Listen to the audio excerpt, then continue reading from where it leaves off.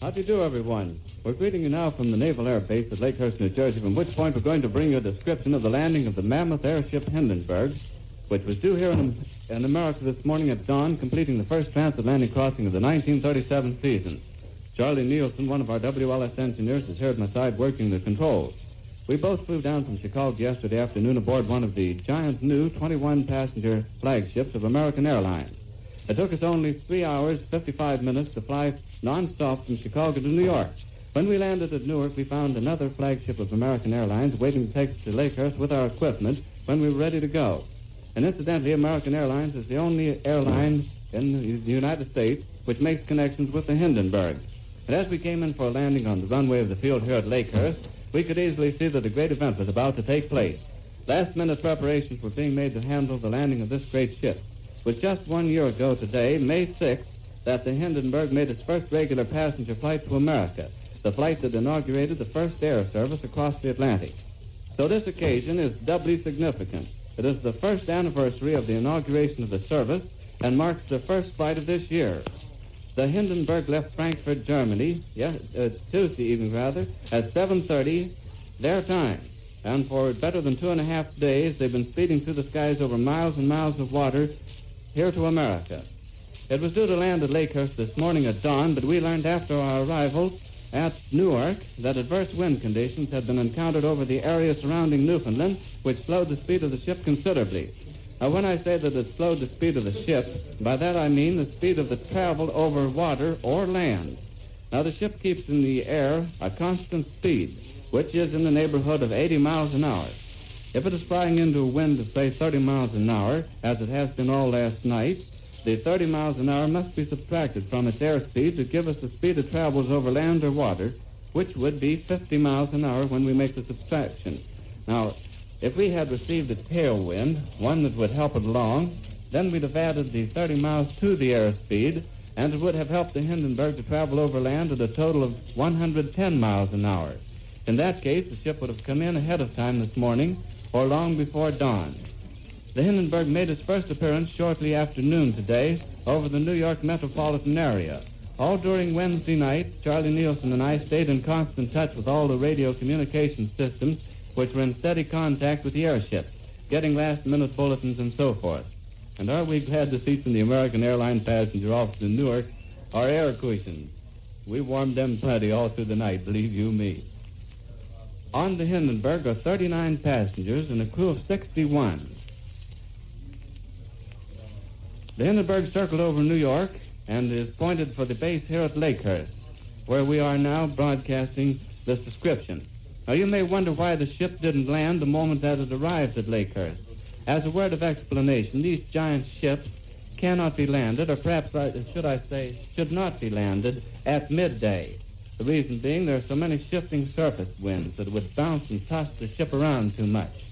Now, it must either be landed early in the quiet of the dawn or during the quiet period just around sunset. And it's just about sunset and almost the end of twilight right now. And raining as hard as could be. Now, those are ideal times early in the morning or late in the evening. Winds and weather conditions have proven to be most satisfactory. In other words, nothing's left to chance or made subject to unnecessary risk. Safety comes first, as it always should. Now, the ship has been over the field several times.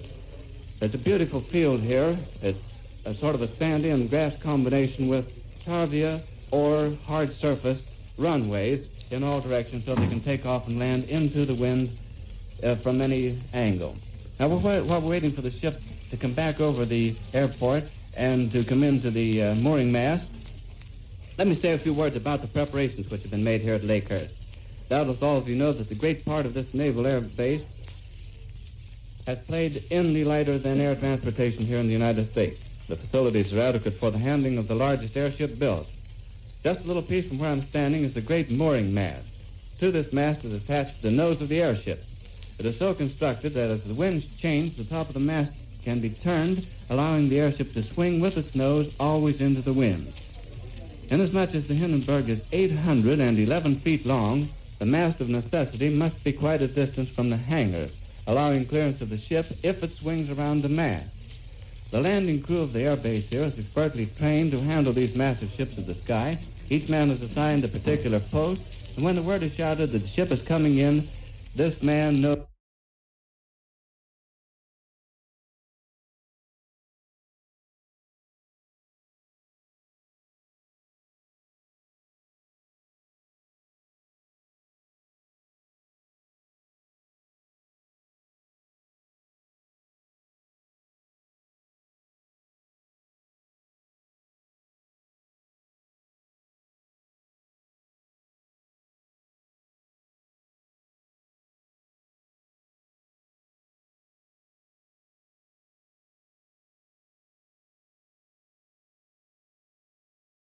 Just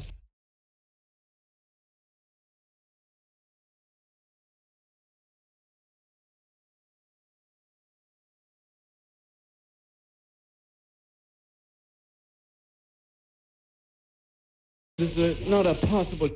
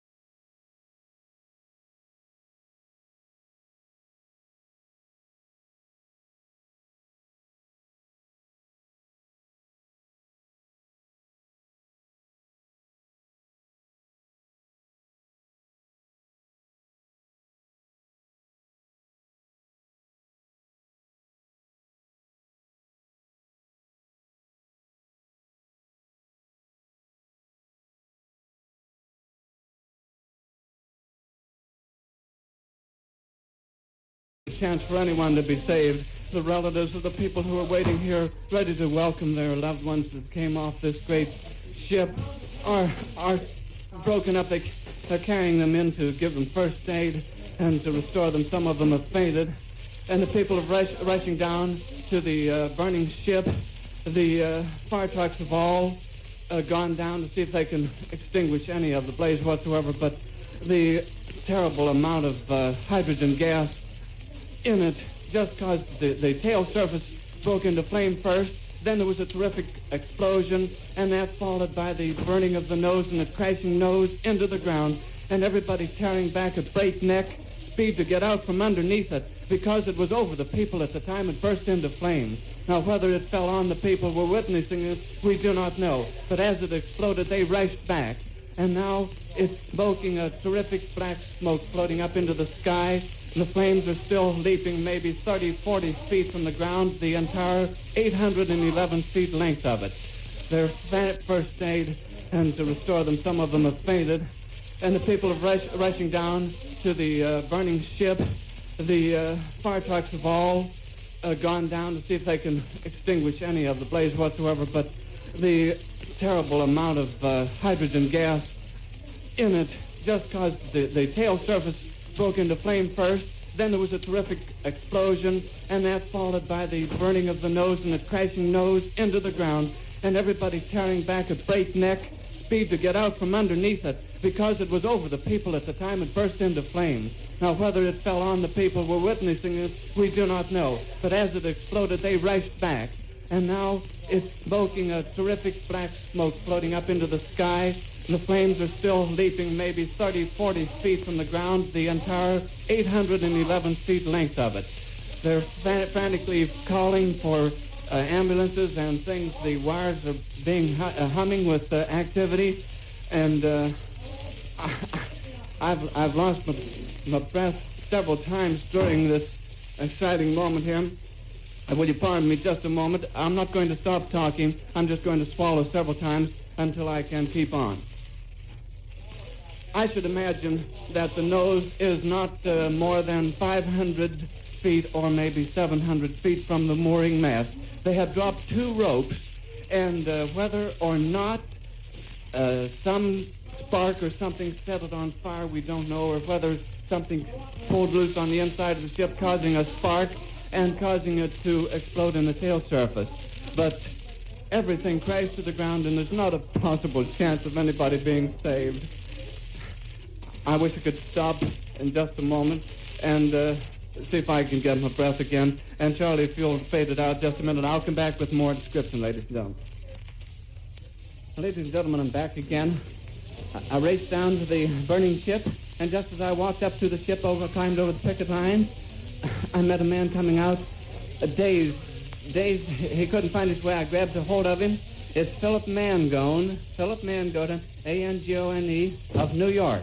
Philip Mangone. He's burned terribly in the hands, and he's burned terribly in the face. His eyebrows and all his hair is burned off, but he's walking and talking plainly and distinctly, and he told me he jumped. He jumped with other passengers. Now, there's a Mr. Spay. It sounds like Spay. We're not sure of it. And he also got out, and we noticed the lines, the different lines, the airship lines and the American Airways. Their ambulances are down there, and they're taking people out of the wreckage. It seems that a number of them jumped clear when the explosion occurred in the tail. Now, I've just been running up with Mr. Mangone and put him in a car. His wife and daughter met him, and I put them in the car with him and sent him to the field hospital with the other passengers who have been saved. Now, the mass of wreckage is still burning, and I want to repeat again something that I may not have gotten cleared in the hysteria.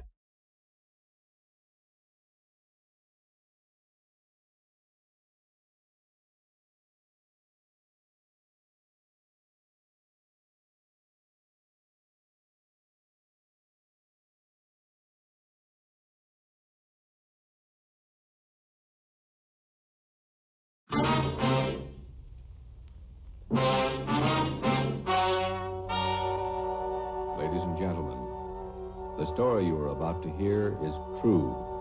Only the names have been changed to protect the innocent. NBC brings you Dragnet.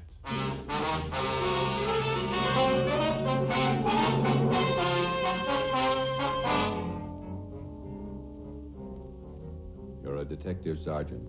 You're assigned to homicide. Somewhere in the tangled web of your city, there's a killer on the loose. A young woman has been brutally murdered. The weapon, a steel bludgeon. Somewhere in the tangled web of your city, there's a killer on the loose. A young woman has been brutally murdered. The weapon, a steel bludgeon. Your job is to get him. Dragnet, the documented drama of an actual crime, investigated and solved by the men who unrelentingly stand watch on the security of your home, your family, and your life. For the next 30 minutes, in cooperation with the Los Angeles Police Department, you will travel step by step on the side of the law through an actual case from official police files, from beginning to end, from crime to punishment. Dragnet is the story of your police force in action.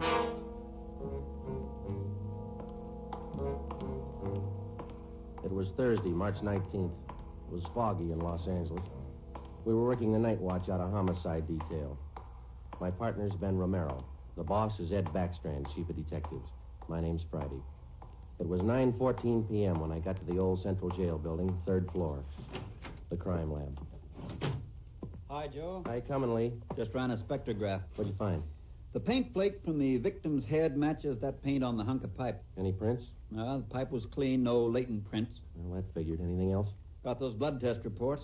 A couple of slides for you to look at under the comparison mic. Thanks, Lee. Oh, hi, Joe. Didn't hear you come in. What's it look like, Ben? Well, here's the blood test reports. This one is blood found on the piece of pipe. Type A. This one's blood from the victim. Type A. They match. That's right, boys. Doesn't mean too much, though. Did you look at these slides under the microscope? No, not yet. Well, this is your clincher. Wait till I get the light. Okay, take a look. Got a make? Yeah, go ahead. Well, this slide here on the right, that's a slice of hair from the victim's head. On the other slide is hair found on the steel pipe. Yeah? She had wavy hair. Both specimens are flat. Same hair, Joe. You got anything on that piece of pipe, Lee? Nothing. Just ordinary steel pipe, 14 inches long. What else you got? The plaster impressions of those footprints we found by the body. Here they are. crepe soles? Tennis shoes, new ones, size 9, good impression. Ground was soft.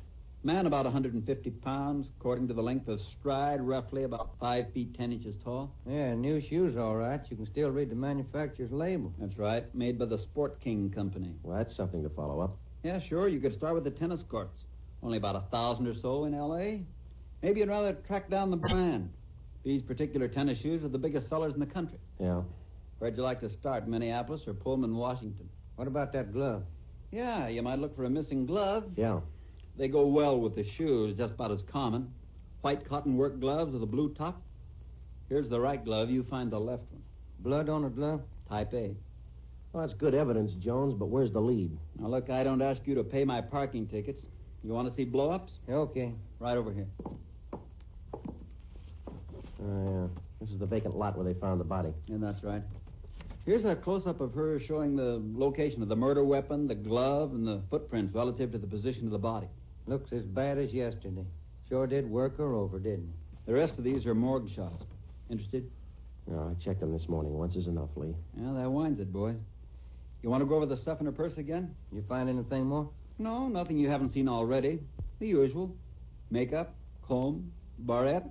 That's a hair clip. Mm-hmm. Few cheap stones in it. Loose change, a quarter, nickel, few pennies. Her ID card. Yeah. Helen Corday. 33 Naomi Place. Age 21. 21. That's not very old, is it, Lee? Not to die. No.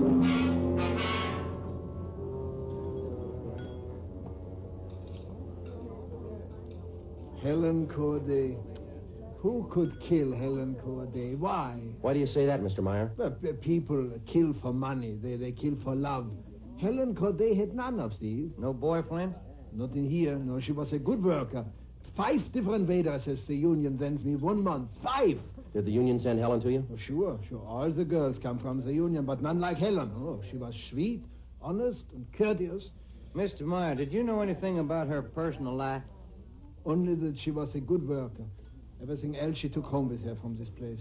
Did she ever mention any men to you? Anyone at all? No gentleman, not one. No. How much money did she make here? I paid her $26.50 a week, every Tuesday. And not much salary for so much work, but the tips are very good here. Nice customers. Mm-hmm. Nice This her home address, 33 Naomi Place? $33.50 a week, every Tuesday. And not much salary for so much work, but the tips are very good here. Nice customers. Mm-hmm. Nice This her home address, 33 Naomi Place? 33 Naomi, that's right, yeah. Thank you very much, Mr. Meyer, for your time. I wonder what kind of a person does things like that. Who could kill Helen Corday? Everybody liked Helen. Helen Corday? I never liked her. Come on in the office, boys, where we can talk.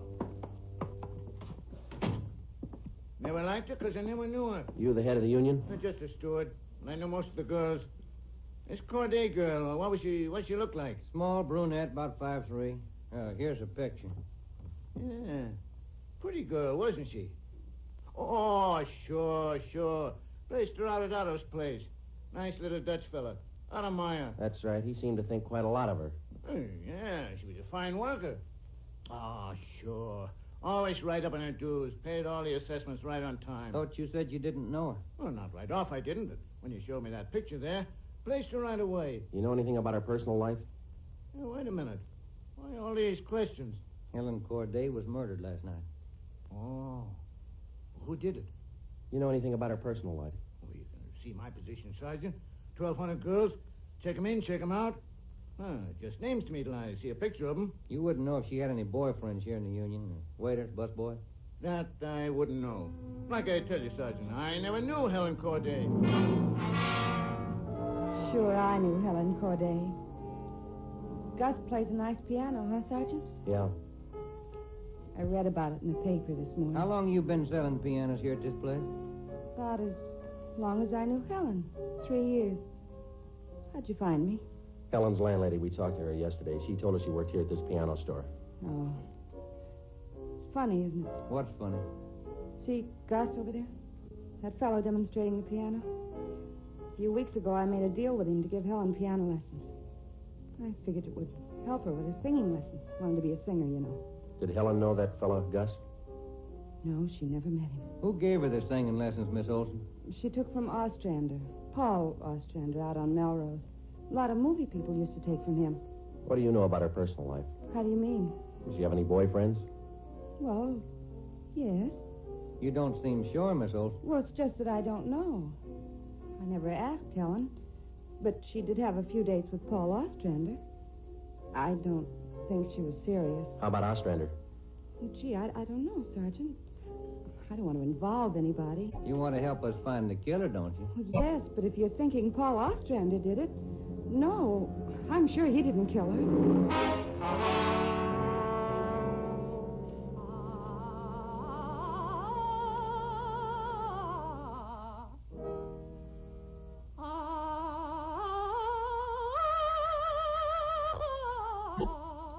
That's all for today, Victoria. No, gentlemen, I did not kill Helen Corday. You gave her singing lessons, Mr. Ostrander. You knew her pretty well? Yes, I gave her voice coaching for about a year and a half. Helen showed a little promise. Not a great voice, a bad vibrato. You knew her pretty well? Why do you say that? Mr. Ostrander, didn't you used to take her out once in a while? No. No, I didn't know Helen socially at all. We know you had dates with her. That's not true. Only times I saw her was when she came here to the studio for lessons. You better tell the truth, Mr. Ostrander.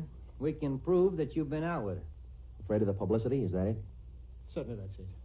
I have a successful business here. I've spent years building it. Anything like this would ruin me. Then you have been out with her. Only a few times. Nothing serious. I had nothing to do with her murder. Now, that's the truth. Don't you know that withholding information about a thing like this can go kind of hard for you? Yes, I know that. What else could I do? Mr. Ostrander, somewhere in this city right now, there's a guy who beat a young girl to death. He crushed her skull with a piece of steel pipe. We need every bit of information we can get to track him down. I know that, Sergeant. You could have come to us. We wouldn't run to the newspapers with it. If the information's confidential, that's the way we treat it. Most of the time, it's the people who run to the newspapers first. Then they come to us. That's right, Mr. Ostrander. People are their own press agents. Sergeant, I'd like to know what right you have to invade my privacy and lecture me on my civic duty. All right, I'll tell you what right, Ostrander. We want the man who murdered Helen Corday. I got as much right as he had at 12:14 this morning. Come on, Joe. Yeah. Thanks, Mr. Ostrander. Sorry if I invaded your privacy.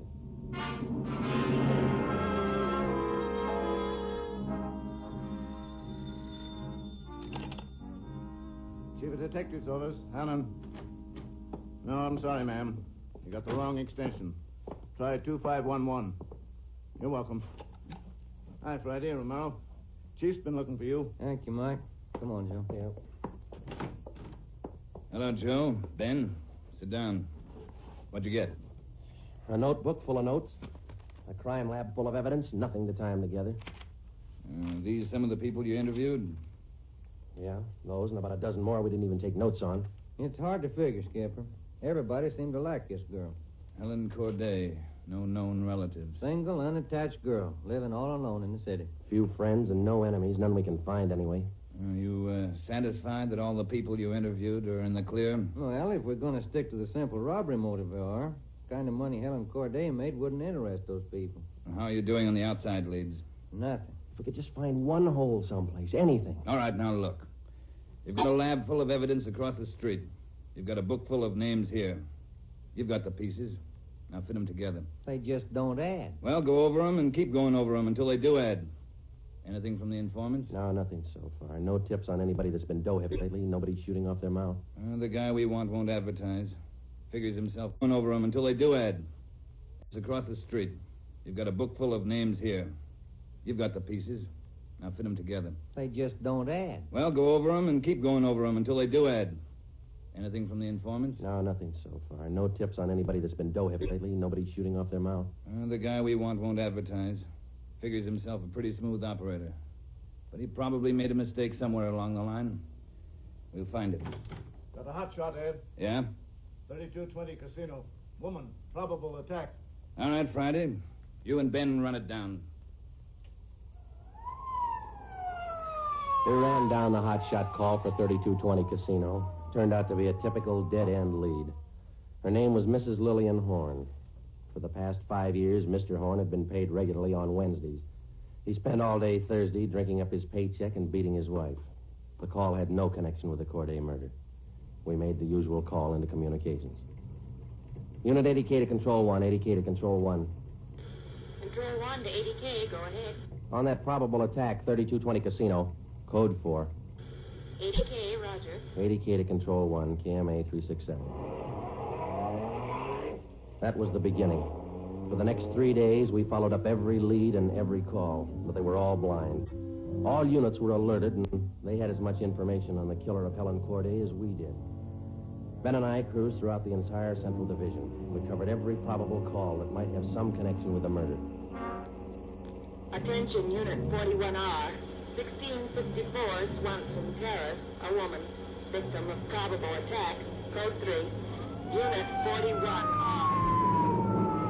It didn't make any difference what the call was. If there was a possibility it might tie in with the Corday murder, we ran it down.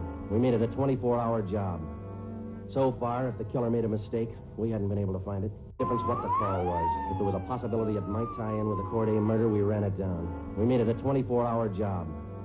So far, if the killer made a mistake, we hadn't been able to find it. The Corday funeral was on Monday. We ran it down. We made it a 20... Unit 41R. It didn't make any difference what the call was. If there was a possibility it might tie in with the Corday murder, we ran it down. We made it a 24-hour job. So far, if the killer made a mistake, we hadn't been able to find it. The Corday funeral was on Monday. They were all there. The girl's landlady, the voice teacher Ostrander, the girlfriend Marie Olson, the man from the union, and her boss Otto Meyer. But nobody else we hadn't checked. That was Monday afternoon. Monday night, we went back to the old routine, tracking calls during the night in the squad car, picking up small threads that led nowhere. 3 more days of the same thing. Thursday morning, 1 week after we found Helen Corday's body, we got an anonymous phone tip. I know who killed Helen Corday. That led nowhere. That was Monday afternoon. Monday night, we went back to the old routine, tracking calls during the night in the squad car, picking up small threads that led nowhere. 3 more days of the same thing. Thursday morning, 1 week after we found Helen Corday's body, we got an anonymous phone tip. I know who killed Helen Corday. His name's George Barlow. He lives at 418 White Oak Avenue. He used to date her up all the time. Get him and you've got the murderer. We checked George Barlow and about 10 others just like him. None of them knew Helen Corday. Saturday night, Ben and I were back in the squad car cruising the Central Division. Saturday night's a good night for robbery. By 10 p.m., we'd run down 4 various calls. 123, code 1. 123, roger. 12G, call your station. Unit 13R, 1254 Tower Road. A woman screaming. Investigate.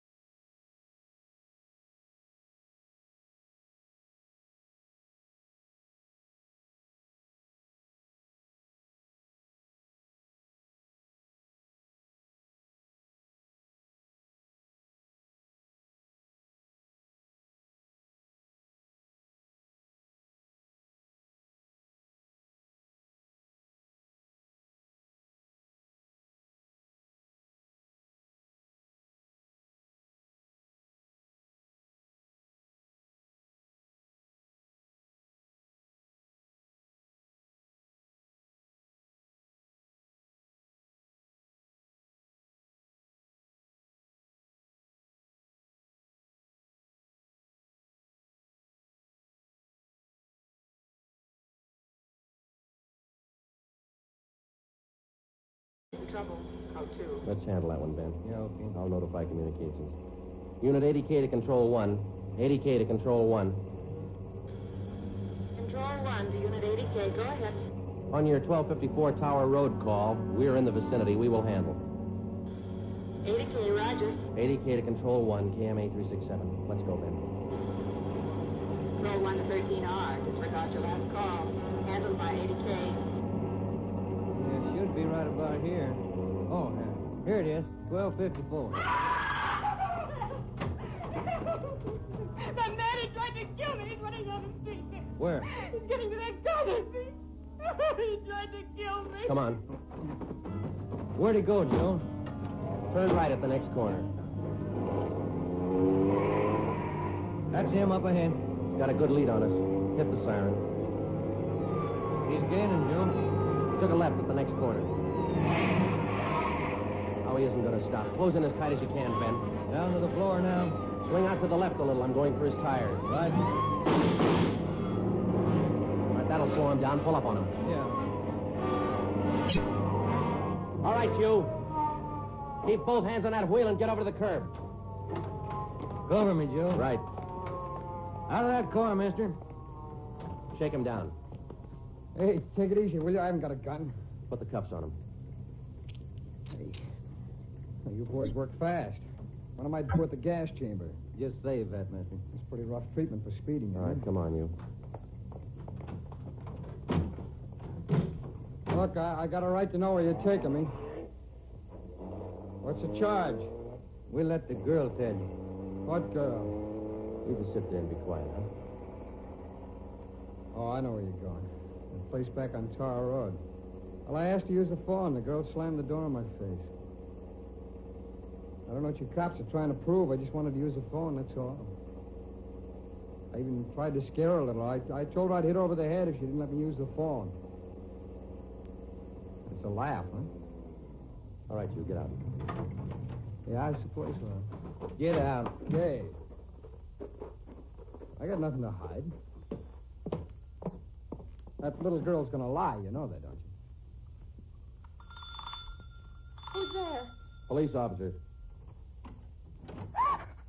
It's the man. That's him. He tried to kill me.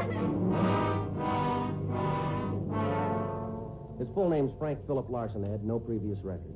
This the girl's report? Yeah, that's it, Skipper. Judy Scott. How old is she? He's 19. He's a babysitter. Real tough boy, isn't he? Forced his way into the house, beat her about the neck and arms. A tire iron. We found it in his car. Jones is running it through the crime lab. Asked her if she had any money. She told him no. Struck her again.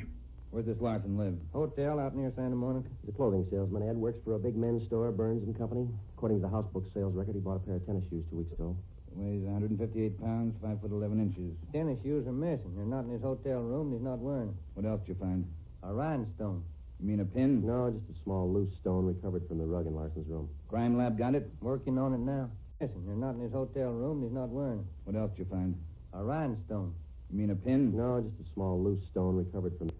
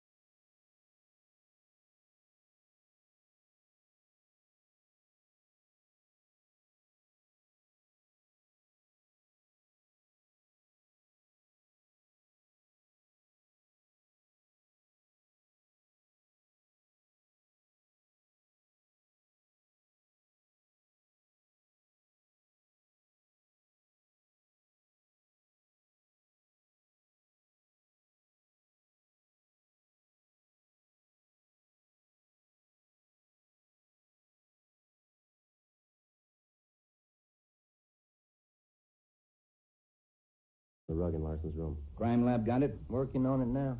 Ed, I think we got the man who killed Helen Corday. A few scraps of circumstantial evidence and a hunch.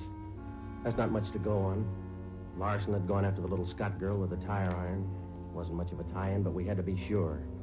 All that day, we checked Frank Larson's alibi for the night of Helen Corday's murder. We interviewed the personnel manager at Burns and Company where he worked.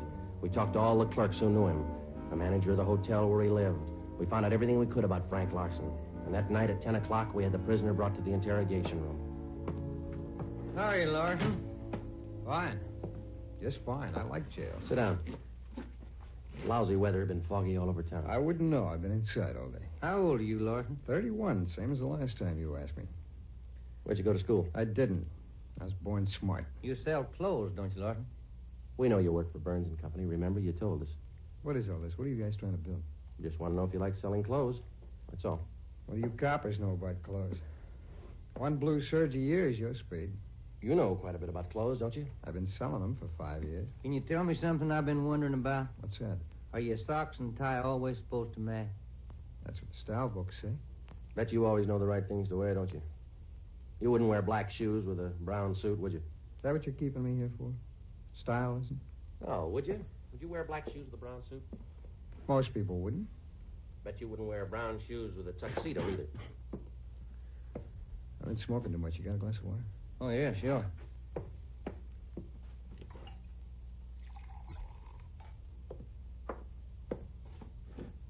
There you are, Larson. Thanks. That's good and cold. How about it? Would you ever wear brown shoes with a tux? Nobody would.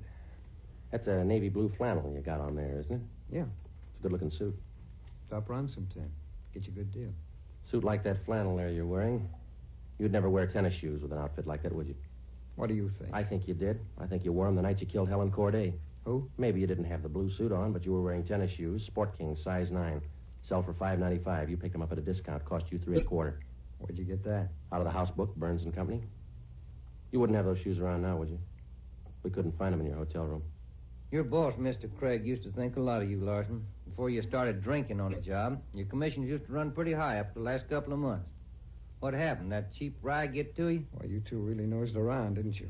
When are you going to tell me what I eat for breakfast? Cornflakes, cup of coffee, donut, sometimes 2 donuts when you're hungry. Elsie waits on you at the Royal Cafe. She gets a dime tip. Can I have some more of that water? Help yourself, there's a cooler. They're good and cold. How about it, Larson? Where are the tennis shoes? They wore out. In 3 weeks? Can't be very good tennis shoes. No, they didn't wear out. What'd you do with them? You know all the answers. You figure it out. We know you bought the tennis shoes. We don't know where they are now. We know you had them, size 9. 3 feet from the body of Helen Corday, we found 2 size 9 footprints made by a pair of Sport King tennis shoes. We figured the man weighed about 150 pounds. You weigh 158. Figured he's about 5'10". You're 5'11". You come awful close to being the same build as the man who killed Helen Corday, don't you, Larson? And you wear the same size tennis shoes, same brand name. A lot of people wear 9s. It's the average size. They sell a lot of Sport Kings, too. Everybody wears them. If we could find your pair, might make a difference. Doesn't mean your tennis shoes made the prints with the body. Doesn't prove it didn't, neither. What'd you do with them, Larson? I threw them away. That's too bad. Might make a difference. No, what difference could it make? I threw them away, that's all. Now, how about the mate to this glove? I never saw it before. Found this right-hand glove by the body of Helen Corday. Just an ordinary cotton work glove. Everybody wears them. If we could find the missing left glove, why, might make a difference. Size medium. That's average, too, isn't it, Larson? I never sold work gloves. I wouldn't know. No, but you bought work gloves, haven't you? Not a pair of those. Mean like this, don't you? We only got one. What kind of work gloves did you buy? I didn't buy any. You just said you did. I never said I bought any work gloves. You bought tennis shoes, though, didn't you? I told you I bought the tennis shoes. Didn't I tell you I bought them? No, you didn't tell us. We told you. Found out from Burns and Company where you work. All right, you told me. I bought them. You know that. Same kind of tennis shoes that made footprints by Helen Corday's body. It wasn't me. Then why won't you tell us what you did with the I've shoes? already told you I threw them away. They were only 3 weeks old. Must have worn out awful fast. I didn't say they wore out. They got too dirty. No, you told us they wore out. Remember, Larson? I don't remember what I told you, but I don't have them now. We know you don't have them now. Where are they? He told us. They got too dirty. Right, Larson? Yes. Yes, that's what I said. Anyhow, you haven't got them now. No, I haven't got them now. All right, now, just for the record, Larson, which was it? Did they get too dirty or did they wear out? Whatever I said before. You said both before, Larson. All right, I said both. You haven't got anything on me. We got that little Scott girl statement from last night. She says you tried to kill her. She's lying. I told you she'd lie, didn't I? I only wanted to use the phone. She says you hit her with a tire iron. Did you hit her with that iron? No, I only tried to scare her. I didn't hit her with anything. Then how'd you get those marks around her neck and arm? Police doctor says they were made by that tire iron. I don't care what your doctor says. I didn't hurt her. Now, what do you mean, Larson? You didn't hurt her or you didn't hit her with that tire Neither iron? one. I just wanted to use a phone. How'd you know she had a phone? I didn't know if she had a phone. I just went up to find out. To find out what? To find out if I could use her phone. But you said you didn't know if she had a phone. I don't know anything the way you twist everything around. Sorry, Larson. We only want the truth. How about a cigarette? Yeah, I could use one. Here's the light. Larson, where were you Wednesday night, March 18th? How many times you going to ask me that same question? Just want to make sure we got it right. I told you this morning. I went to a show. I got out about 11, had a beer, and I went home. What time did you get home? About 11:30. Did you stay home? I went to bed. What'd you see at the show? I never remember the names. You ought to try to remember this, and it's pretty important. No, it was the Deluxe Theater. It was Spencer Tracy and something. What was on when you walked in? The news. I never go in the middle of a picture. Neither do I. Spoils them for me. Yeah, that's right. The girl in the box office doesn't remember seeing you go in. What'd she know? It was Keno night. There was a big crowd. Did you win anything? I never do. Anybody hit the jackpot? I don't remember. They give away a lot of money at those neighborhood theaters. I always remember who hits the jackpot. Well, all right, you do. I don't. Do you remember if anybody won the jackpot? I told you, no. Did they have a jackpot at that show? I guess they do. I don't know. You knew it was Keno night. You should know if I had a jackpot. Maybe they had a jackpot. I don't know. I went out for a smoke. You said the cartoon was on when you walked in. Why do you always twist what I say? I told you the news was on when I went in. You remember anything about the newsreel? It was 10 days ago. How do I know it was in it? I only know it was a newsreel, that's all. You're lying, Larson. We checked your alibi. The manager of the theater had to cut the newsreel Wednesday night because the show was running long with Keno night. You didn't go to the show Wednesday night, did you? All right, maybe I didn't. I don't remember. What's the difference? The difference is you could have been in that vacant lot the same night, the night Helen Corday was murdered. I didn't kill her. You can't prove I did. Interrogation room, Friday. Hiya, Jones. It did, huh? You're positive. Yeah, okay. Thanks, Lee. Sure you don't want to tell us what you did with those tennis shoes? I'm not going to go back over all that. I've told you guys all I'm going to tell you. You know how the Corday girl was murdered? How would I know? I don't know anything about it. She was on her way home from work, as usual, about midnight. Of course, you were home in bed about that time. But you didn't go to the show that night, Larson. On her way home, Helen Corday always took a shortcut across a vacant lot. She was about halfway through the lot when the murderer tried to grab her purse. She screamed and he struck her. Hit her several times with a piece of steel pipe 14 inches long. He beat her to death with that piece of steel pipe. Then he dropped the pipe in the right-hand cotton work glove. He left 2 footprints, size 9, Sport King tennis shoes. I know all that. Well, here's something you don't know. When the killer scooped the paper money out of that girl's purse, he accidentally took along a loose rhinestone. A stone that fell out of a cheap barrette in the bottom of her bag. He carried that stone home with him. When he reached in his pocket to pull out the money he stole from her, the rhinestone fell on the floor. So? We found that rhinestone on the rug in your hotel room. Well, I haven't lived in that hotel room all my life. Maybe the tenant before me dropped it there. No, not this one. We checked the cement that held it in that barrette. It matches the glue on the stone. No, Larson, that rhinestone came from the hair clip that Helen Corday wore before she was murdered. And that's enough to take you to the district attorney with. What am I supposed to say? We want you to tell us the truth. What that held from her, the rhinestone fell on the floor.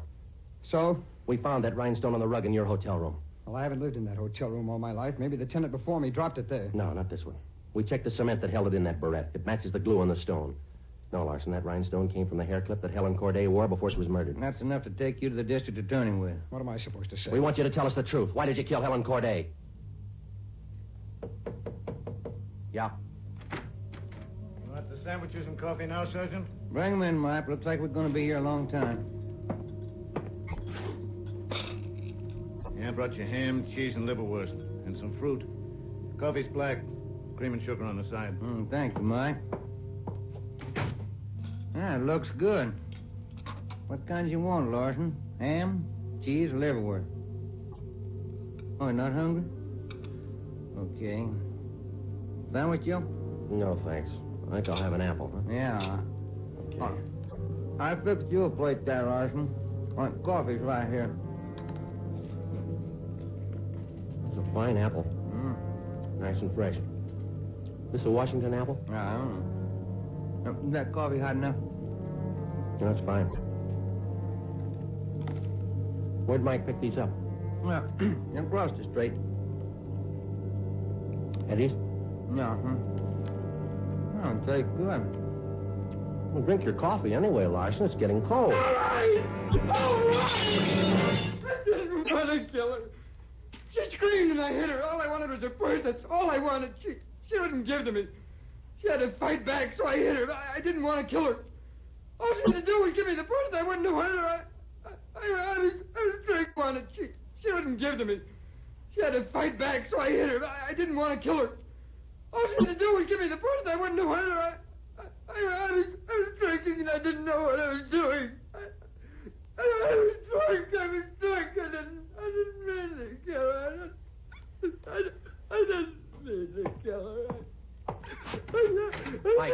Yeah, Joe? Stay with him. We'll call the stenographer.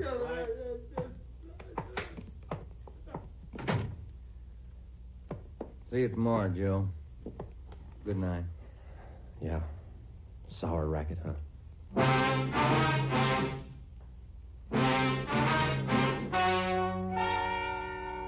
The story you have just heard is true. Only the names were changed to protect the innocent. Frank Philip Larson was tried and convicted of murder in the first degree. He was executed in the lethal gas chamber at the state penitentiary.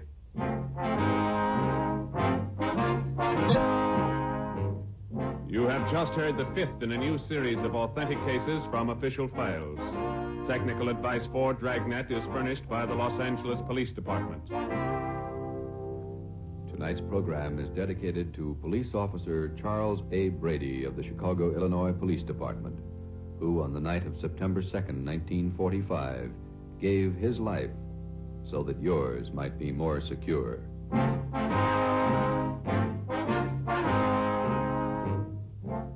Dragnet came to you from Los Angeles. This is NBC, the national broadcasting company.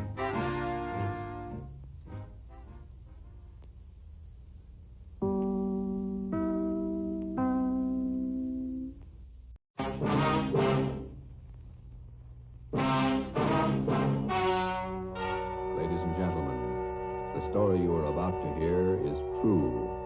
Only the names have been changed to protect the innocent. NBC brings you Dragnet.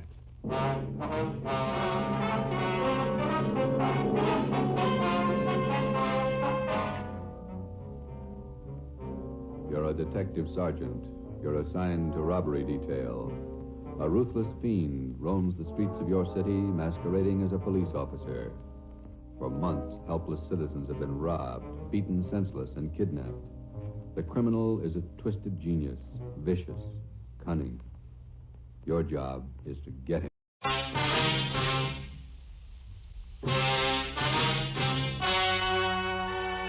Ladies and gentlemen, the story you are about to hear is true.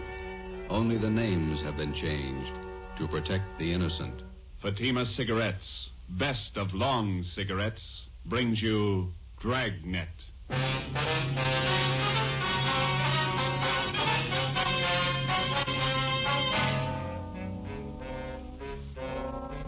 You're a detective sergeant.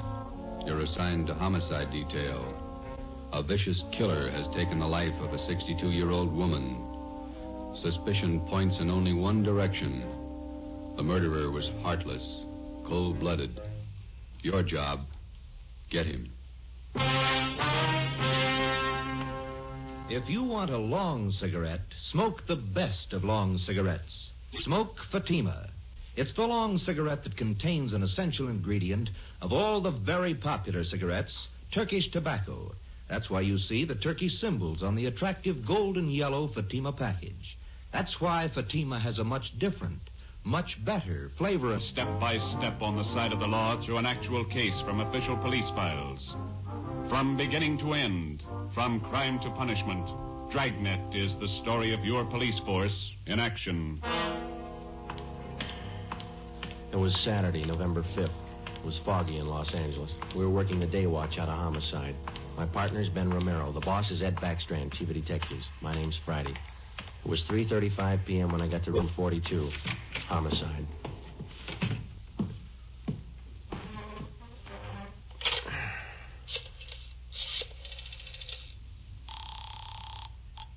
Long distance.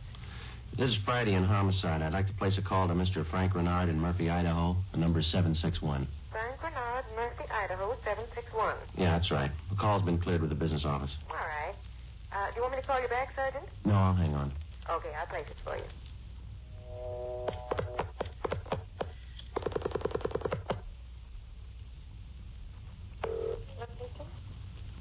Thank you. Your number, please. Track the call to Madison 7961. Thank you. The time and charges when the call's completed, operator. Read, operator. You ready to put a man out there? Yes, Murphy, Idaho, routing, impersonate.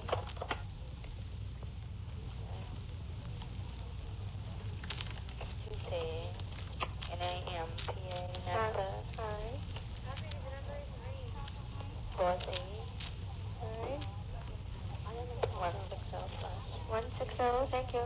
Welcome. Through Boise.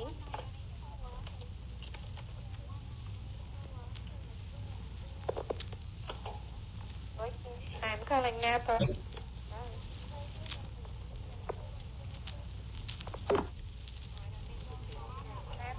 Murphy, 761. Thank you.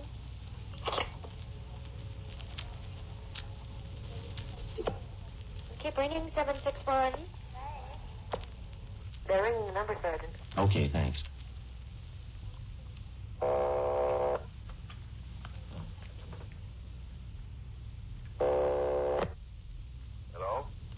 Mr. Frank Renard, please. Los Angeles calling. Who do you want? Mr. Frank Renard, please. Los Angeles calling. I'm Frank Renard. Go ahead, please. All right, Sergeant, go ahead. Hello? Hello? Hello, Frank Renard? Yeah, who's this? This is Sergeant Friday, Los Angeles Police Department. I've got an urgent message for you. For me? Well, what's the matter? Your wife, Dolores, asked me to call you. Something's happened to your mother. What do you mean? What's happened? I better let your wife tell you. She wants you back in Los Angeles right away. Look, what's this all about? I can't leave my job now. You better come. Your mother's been murdered.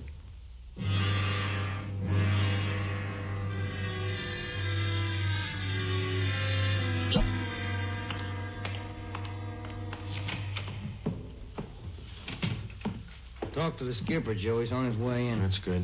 Did you call my husband? Did you? He's flying down from Idaho tonight. Be here in the morning. You tell him about me?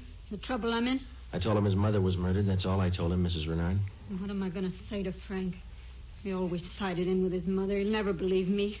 What can I tell him? Jury can give you more trouble than your husband can. What you going to tell them? Are you stupid or something? How many times do I have to say it? I didn't kill her. I didn't kill her. It's a small room, Ms. Renard. We can hear you. Sit down, please. I won't sit down. You're not pinning this on me because I didn't do it. Anybody could have killed the old hag, but I didn't. Will you sit down, please? I don't have to take this. I'm no tramp. Keeping me in here, asking me questions. I told you all I know. Look, you're in a bad spot. I hope you realize that. I didn't kill her. Ms. Renard, how long have you and your mother-in-law been living together in the house on Chavez Road? Since Frank took the job up in Idaho. About 6 months. He said it'd be better for me while he was away living with her. Your neighbors told us you didn't get along very well with your mother-in-law. That's right, I didn't. She hated me, I hated her. You used to fight with her, is that right? You hit her. Only a couple of times. She called me dirty names. I hit her. She pulled me by the hair. I hated her like everything. I didn't kill her. Once more, Ms. Renard, would you mind telling us how you spent your time since early this morning, where you went, what you did, everything?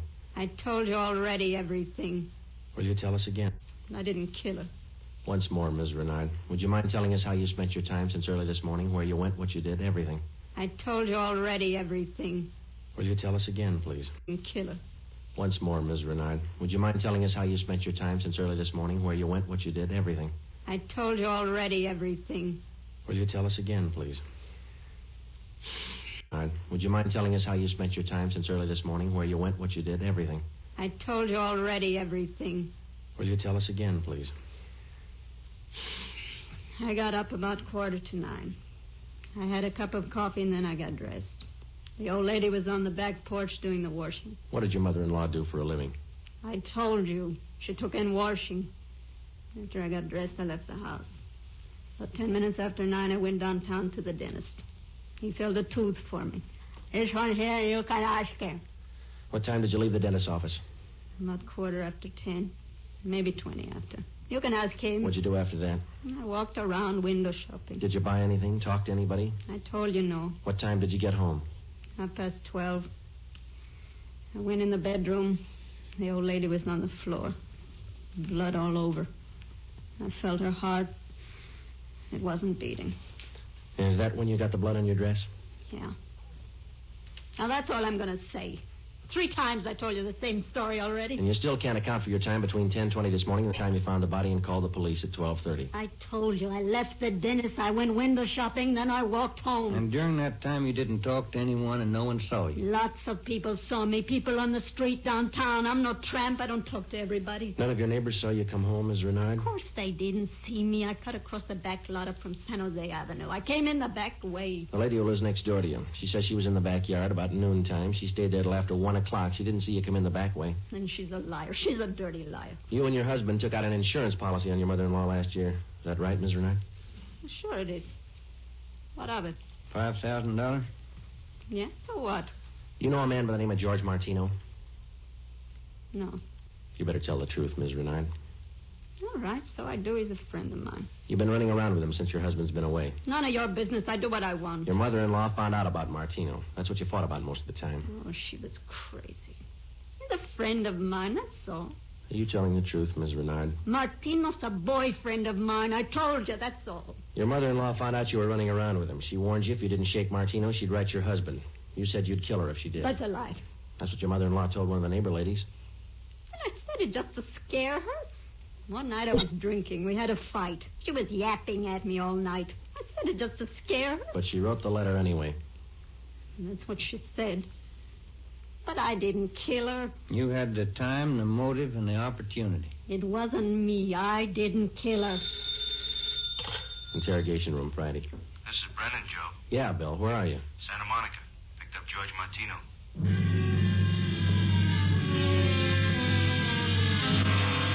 Ben and I drove Mrs. Renard to Lincoln Heights Jail, 5th floor, and had her booked on suspicion of 187 PC. When we checked back in at the office, Brennan and Wiseman, the other two men on the case with Ben and I, were questioning George Martino in the interrogation room. Ben and I stood by. Martino admitted only two things. He had been running around with Mrs. Renard since her husband left town, and he had heard Mrs. Renard express a desire to do away with her mother-in-law.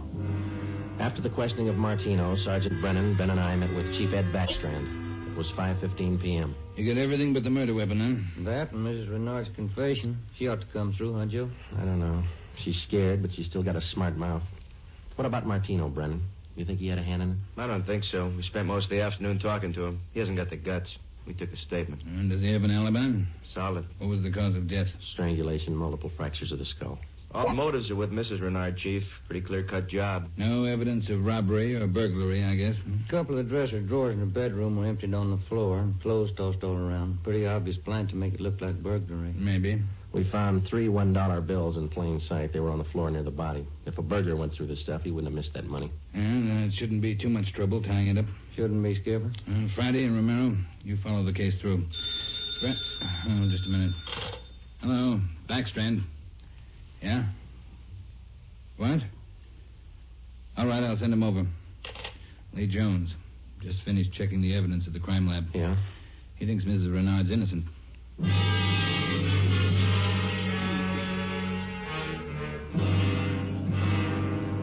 There they are, fellas. Facts don't lie. But she had every reason in the world to kill the old lady. In my book, she couldn't have killed her. All right, let's have it, Lee. How does the evidence add up? That's just it, Joe. It doesn't. Take a look. The dress Mrs. Renard was wearing when she found the body. That's it. Blood smears near the hem. 2 smears, that's all. Now, if she murdered her mother-in-law, there should be more blood on this dress. It shouldn't be smeared. How do you mean? First of all, the manner in which the old lady was killed. Head was battered in. Must have bled profusely. No question about that. All right, go ahead. Whoever murdered the old lady must have stains all over their clothes. Here's the important part. Because of the nature of the wound, it would have stained in drops, not smears. Well, how can you tell the difference? Maybe these are drop stains on her desk. They're not. I checked them with a microscope. Only the higher ribs of the cloth are stained. The smears, nothing else. But a drop forms its own definite drop pattern and permeates the cloth, soaks in. No signs of that on her dress. Not a one. Now, here's the silk scarf the old lady was strangled with. Yeah? Here's what I found in the knot tied in the scarf. A blonde hair, wavy. Old lady had dark hair. So does Miss Renard. So does her boyfriend. That's what I mean. This blonde hair is one of 2 things that didn't belong at that murder scene. What else you got? This here. What is it, Lee? Small piece of plastic from a gun butt, I'd say. See here? Crisscross surface, then a little smooth area here. Yeah? The killer could have hit the old lady with the butt of a gun. And a piece of the stock could have chipped off like this, huh? Miss Renard doesn't own a gun. Neither did her mother-in-law.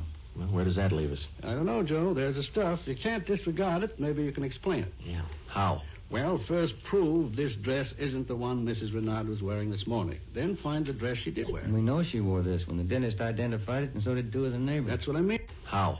Well, first prove this dress is... Renard doesn't own a gun. Neither did her mother-in-law. Well, where does that leave us? I don't know, Joe. There's the stuff. You can't disregard it. Maybe you can explain it. Yeah. How? Well, first prove this dress isn't the one Mrs. Renard was wearing this morning. Then find the dress she did wear. We know she wore this when the dentist identified it, and so did 2 of the neighbors. That's what I mean. The dress is too clean, doesn't belong. Yeah. This blonde hair, this piece of gun butt, they don't belong either. Well, and you think she's innocent? You're looking at the evidence. What do you think? 6 p.m. Saturday, November 5th. Ben and I went back to the office and met with Brennan, Wiseman, and Ed Backstrand.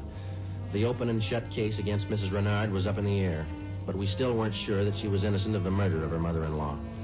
Ben and I drove to the Lincoln Heights jail and interviewed the suspect again. She agreed to submit to a lie detector test. We drove back to the office, contacted Sergeant Berger, the department's polygraph man, and set up a special test for the following day. The next morning, we met with Berger and formulated a list of key questions, and then we picked up Mrs. Renard and brought her to the third floor of the old city jail building, the polygraph room. At 10:33 a.m., the test got underway.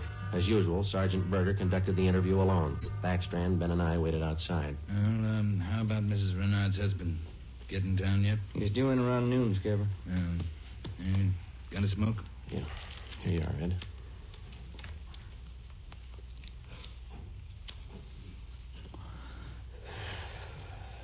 Thanks. What time is it now? 11:25. Here's Berger now. That's it, Ed. What'd you get? I can study the chart a little more. The results are pretty well defined, though. How's it look? No reaction to the key questions. What's your opinion? I don't think she did it.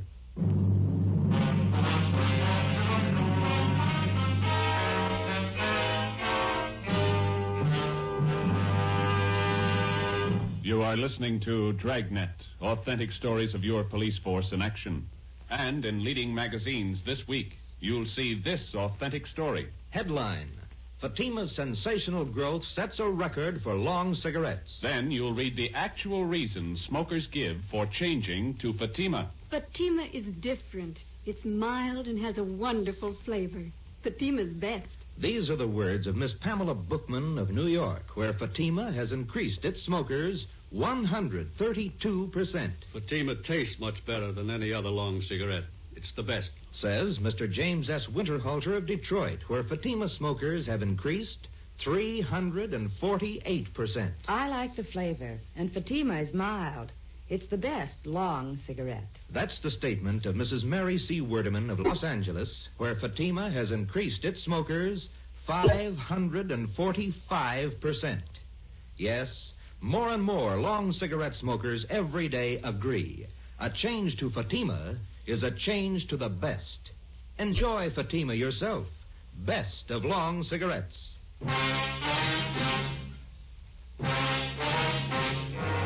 8 a.m., Monday, November 7th. Mrs. Renard was released from custody. We questioned her husband, Frank Renard, briefly. He could tell us nothing more than we already knew. Brennan and Wiseman were called back on the case, and together the four of us started over again from the beginning. We had a dead body, 2 pieces of physical evidence to work with, no idea how to fit them together, and no suspects. We went back to the Chavez Road neighborhood where the murdered woman lived and started pushing doorbells. We canvassed the neighborhood for 3 days, and we uncovered one slim lead. He was selling magazines, officer. Went door to door, right up the street here. Young fellow. Could you describe the man for us, please? Nothing to talk about. Pasty face, pimply complexion, blonde hair.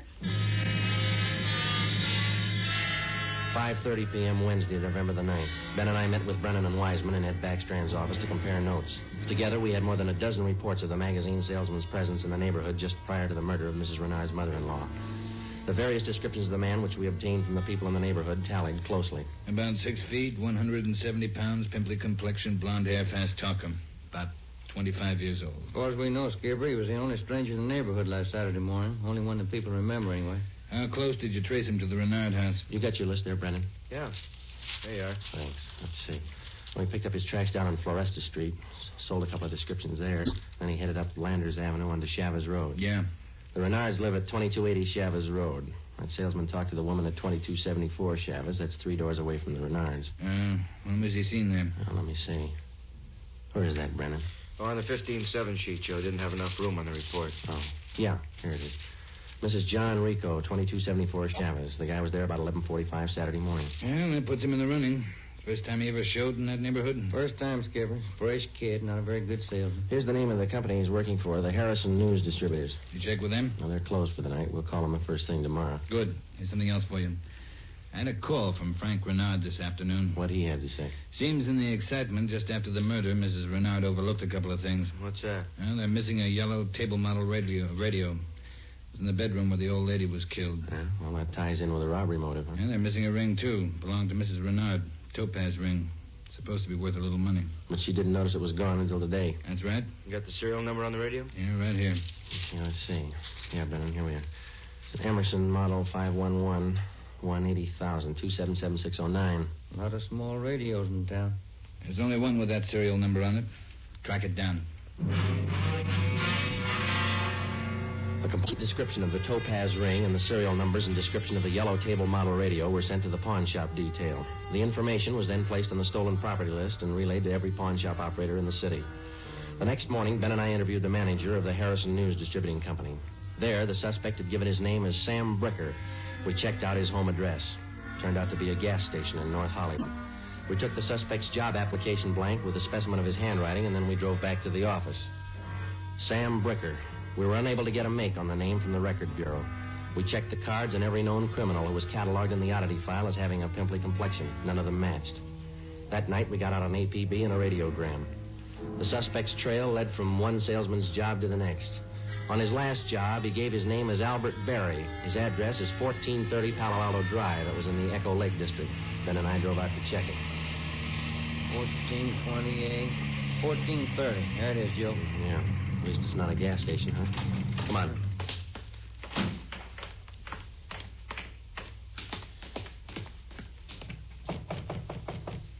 Tiresome, huh?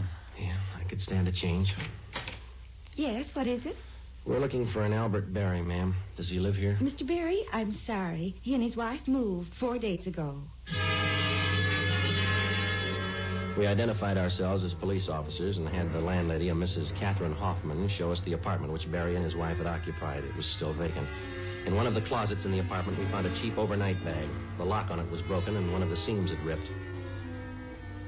I forgot about that old bag, and Mr. Berry told me I could throw it away. Take a look. In the apartment, we found a cheap overnight. We identified ourselves as police officers and had the landlady, a Mrs. Catherine Hoffman, show us the apartment which Berry and his wife had occupied. It was still vacant. In one of the closets in the apartment, we found a cheap overnight bag. The lock on it was broken and one of the seams had ripped. I forgot about that old bag, and Mr. Berry told me I could throw it away. Take a look. I'm in. Yeah. How long has Berry been married? Do you know, Mrs. Hoffman? No, I don't. But the way they acted, lovey-dovey all the time, I don't think they've been together long. Hey, Joe. Look, some kind of an identification tag. Yeah, let me see. Get it up here. It's a tool disc, it looks like, doesn't it? Jameson Larrabee, Pittsburgh, Pennsylvania. You're not after Mr. Berry, are you, officer? Yes, ma'am, we are. Did he leave a forwarding address? I wish he did. I'm holding 3 letters for Mrs. Berry in my apartment right now. May we see them, please? Certainly. Would you step this way, please? My apartment's just across the hall. Yes, ma'am. Would you like a bottle of beer or something? No, ma'am, thanks. Let's see. I thought I... Yes, here they are. 3 of them, Sergeant. From her folks, I think. Mrs. Berry's from Fresno. Oh, that's good. You want to copy down this return address, Ben? Yeah, I'll go ahead. Okay. That's C.K. Ulrich, U-L-R-I-C-K. 525 North Lamona, Fresno. Yeah, I got it. There you are, Miss Hoffman. By the way, did the Berrys say they'd call for their mail? Mrs. Berry did. That's why I'm holding on to it. All right. Just one more question. Do you remember if Mr. and Mrs. Berry had a radio? Yes, they did. A small one. Do you remember what brand it was? No, I don't. It had a yellow case. That's all I remember. Before we left, we called Ed Backstrand, and he had an immediate stakeout placed at the apartment house in case the Berrys returned to pick up their mail. Ben and I went back to the office and placed a call to the Pittsburgh Police Department. We gave them the description and the number of the tool disc which we'd found in Berry's old suitcase. They said they'd check with the Jameson Larrabee Company in the morning, and then they'd call us back. That night, Ben and I drove to Fresno and checked in at the police station up there. 2 officers were assigned to stake out the Ulrich home. We interviewed Mr. Ulrich, who identified himself as Albert Berry's father-in-law.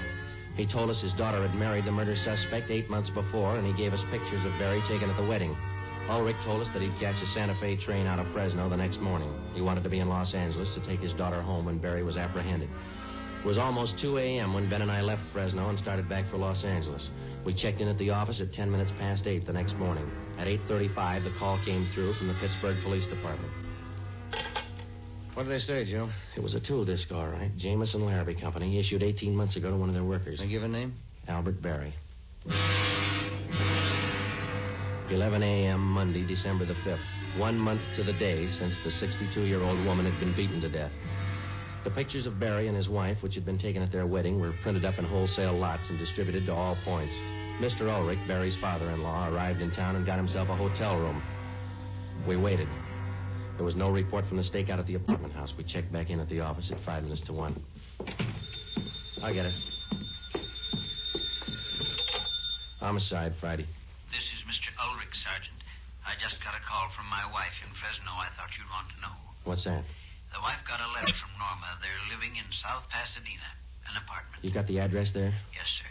That's what the wife called about. It's 134 Norway Terrace. When was the letter mailed, do you know?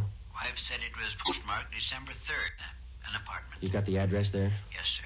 That's what the wife called about. It's 134 Norway Terrace. When was the letter mailed, do you know? Wife said it was postmarked December 3rd, day before yesterday. Get your coat on, Ulrich. We'll be right over. Ben and I picked up Mr. Ulrich at his hotel and drove to the South Pasadena address. Barry and his wife had the apartment on the top floor. Neither of them were at home. The landlord let us in with a pass key. In the bedroom, we found a small yellow radio. We checked the serial numbers. They matched. It was the same radio stolen from the Renard house. In the bedroom closet, we found 2 suitcases. We checked through them. Nothing in this one, Joe. Yeah. Here we are. Look at these. What are they, Sergeant? A pair of plastic gun butts. Let's see, Joe. One of them's been chipped, see? Sergeant, somebody coming up the stairs. All right, let's get in the living room. Be quiet.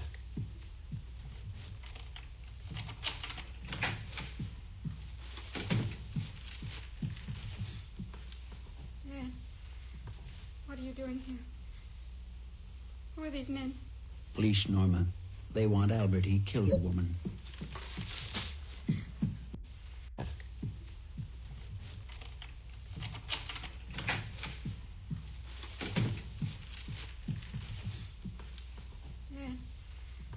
what are you doing here?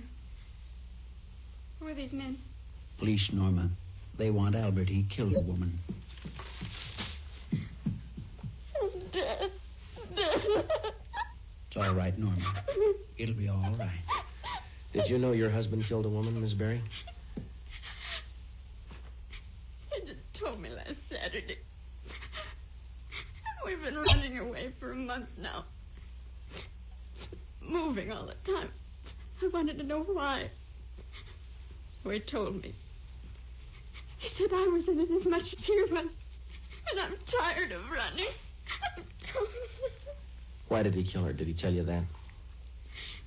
He said he broke in the house. He didn't know anyone was home. The old woman was in the bedroom. She started to cry out. He had a gun. He hit her with it. Where's your husband now? I don't know. He said he'd come home for dinner. About 5. I bought the groceries. What time you got, Ben? 3:30. That ring you're wearing, Miss Berry, did your husband give you that? Yes, why? What kind of a stone is that? Topaz. Bert gave it to me. Why? Nothing. We'll wait. 5 o'clock came and went. Barry failed to show. 5:30. Ulrich started to get nervous. 6 o'clock. 6:30. No sign of Barry. I went to the window and kept an eye on the street below. At 6:45, a light green Nash sedan pulled to a stop in front of the apartment house. A man got out and went into the main floor entrance. Bert. I'll let him in. All right. How long have you had the new car? A couple of days. Bert got it credit. What do you want me to do now? Does he have a key to the apartment here? He lost it. Okay, when he rings, let him in. Just act natural. Ben? Yeah. You cover me. I'll get the cuffs on him. Right.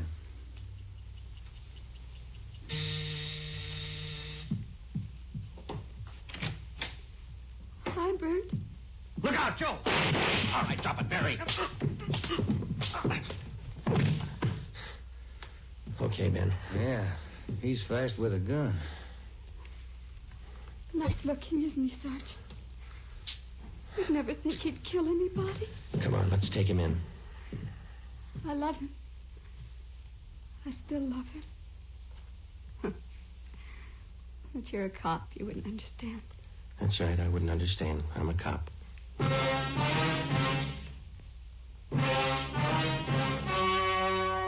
story you have just heard was true. Only the names were changed to protect the innocent. On February 16th, 1947, trial was held in Superior Court, Department 82, City and County of Los Angeles, State of California. In a moment, the results of that trial. Earlier tonight, you heard the reports of amazing increases in Fatima smokers from New York to Los Angeles. Yes, all over the country, Fatima is doubling and redoubling its sales. And here's reason one. Fatima is the long cigarette that contains an essential ingredient of all the very popular cigarettes, Turkish tobacco. Reason two. Fatima has a much different, much better flavor and aroma than any other long cigarette. Reason three. To millions of smokers, the name Fatima has always stood for the best in cigarette quality. Here is another in NBC's great parade of new shows.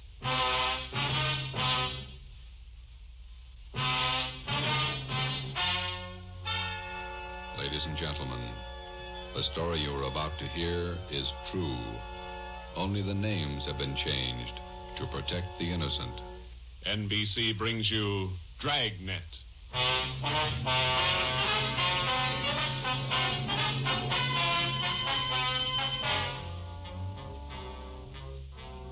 You're a detective sergeant. You're assigned to burglary detail. A sudden wave of jewel thefts is sweeping the city. In 16 days, 16 burglaries have been committed, one each night. They bear the same trademark. Thousands of dollars of jewels are missing. The thief is a master at his trade. Your job, get him. Dragnet, the documented drama of an actual crime, investigated and solved by the men who unrelentingly stand watch on the security of your home, your family, and your life. For the next 30 minutes, in cooperation with the Los Angeles Police Department, you will travel step by step on the side of the law through an actual case transcribed from official police files. From beginning to end, from crime to punishment, Dragnet is the story of your police force in action.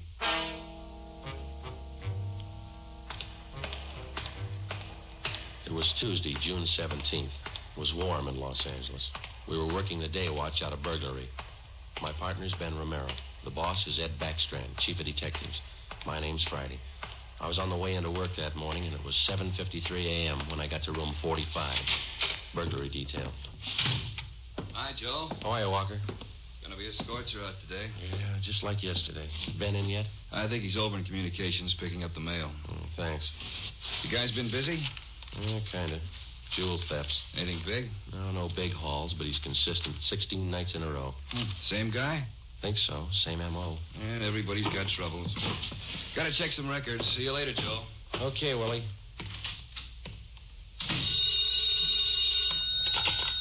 Burglary Friday. Yeah. Okay, Mike, soon as Ben gets back. He's picking up the mail. Right, bye. Hi, Joe. Hi, Ben. Hannon just called. Chief wants to see us. Take a look at these first. What do you got, overnight reports? Yeah, these two. Yeah. 2 of them. 3 diamond rings, 1 sapphire, 1 necklace, jade. Big haul. Look at the other one. Ladies' watch, diamond band, emerald bracelet. 2. Hi, Joe. Hi, Ben. Hannon just called. Chief wants to see us. Take a look at these first. What do you got, overnight reports? Yeah, these two. Yeah. 2 of them. 3 diamond rings, 1 sapphire, 1 necklace, jade. Big haul. Look at the other one. Ladies' watch, diamond band, emerald bracelet, tourmaline brooch. What's tourmaline, Ben? I don't know. Must be valuable. It's gone. Let's see. Owner left house about 9 p.m., returned about 1:30 a.m., found property gone, scratches on the door. Probably using the cellophane method. Hasn't missed yet. 2 in 1 night. Now he's picking up his pace. Must have a bag full of loot somewhere, whoever it is. You get the description sheets from pawn shop detail? Yeah, I got them right here. You take half of them. Let's see what luck we got this morning. Yeah, thanks. Nothing so far. Me neither. Let's see. I'll get it, Joe. Burglar Romero. Hi, Ben. Chief still wants to talk to you, boys. He's got an appointment at 8:30. Wants to see you before he leaves. Okay, Mike. Just checking some buy sheets. Be right in. Better make it fast. He's in a bad mood this morning. Okay, Mike. Thank you. Backstrand again? Yeah, he's in a bad mood. Come on. Wonder what's bothering him. Something's bad. He doesn't blow very often. Chief of Detective's Office, Hannon. Go ahead in, boys. He's waiting. Thank you, Mike. All right, ma'am. I'll connect you. Friday, Romero, sit down. Wait till I get the phone. Backstrand. Oh, yes, Mrs. Winthrop. Yes, ma'am. We're doing all we can.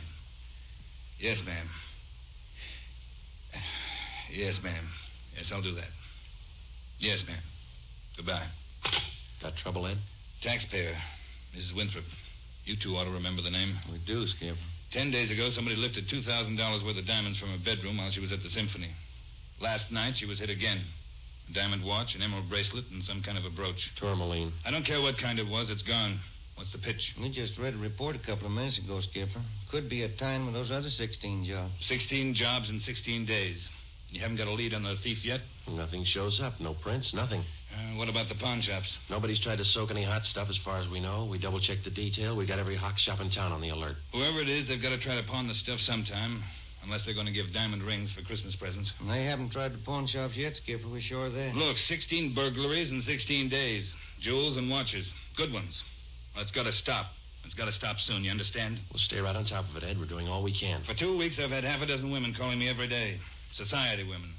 Some of them figure they should get extra treatment. They're only DR numbers to us, Skipper. They all get the same attention. I'll try and explain that to some of them. They think you're in on the racket. Maybe you boys would like to take these calls some morning. No thanks, Ed. All right, then, let's get some action. Keep the pawn shop operators on their toes and get after every known fence in town. That's all. I've got an appointment. All right, Ed. Check you later. Holding a call for you, Ben. Oh, thank you. Hello. Oh, hi, Max. What? Well, hold it. Be right down.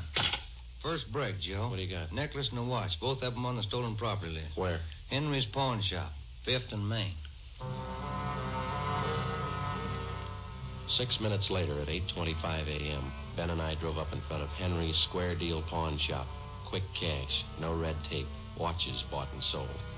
The proprietor was Max Murphy, an old friend of Ben's. Well, pal, of all days, it had to happen yesterday. Took the day off and went fishing up at Big Bear. I left my nephew in charge, Harry. A real knothead, that kid. How do you mean, Max? Joe, if I told him once, I told him 101. Whatever you do, whatever they come in with to Hawk, check it with the list. Check it with the stolen property list.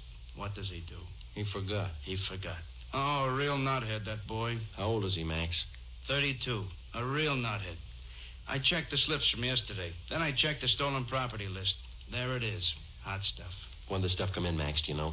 About 4 o'clock yesterday afternoon. Can we look at it? Oh, sure. Back here behind the counter. There it is. Did you check out the serial numbers on the watch yet, Max? When I found out, yes. They matched to a T. All right, let's see. Yeah. Description on this necklace matches, too. Let's have a look at your buy book, huh, Max? Yes, sir, Joe. Here you are. There's the deal right there. Here? Yeah, that's him. That's how he gave his name.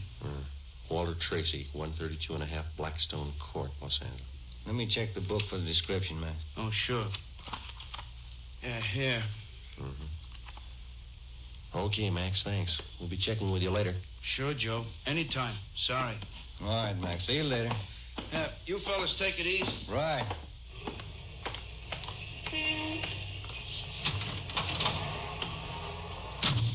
Want to check and see if we're clear, Joe? Yeah, I will. 80K to Control 1. 80K to Control 1. Are we clear? Control 1 to 80K. Stand by. Good lead, Joe. Got a description in here. Yeah, it's too bad Max's nephew had to slip up. Control 1 to 80K. Call your office immediately. Call your office immediately.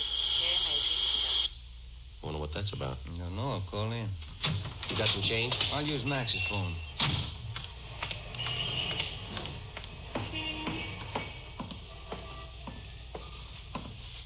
Use your phone a minute, Max. Oh, you, Ben? Sure. Help yourself. Thank you.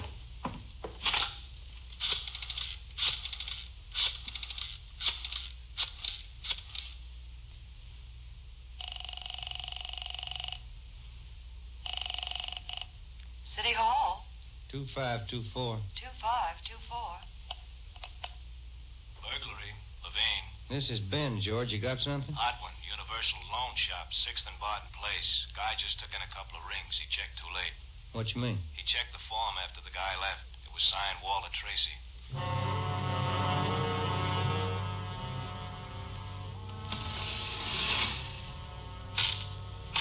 There they are, Sergeant. Both rings.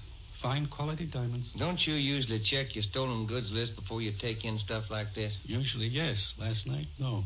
I don't know what I was thinking about. Can we have a look at your buy book? Right here. There it is.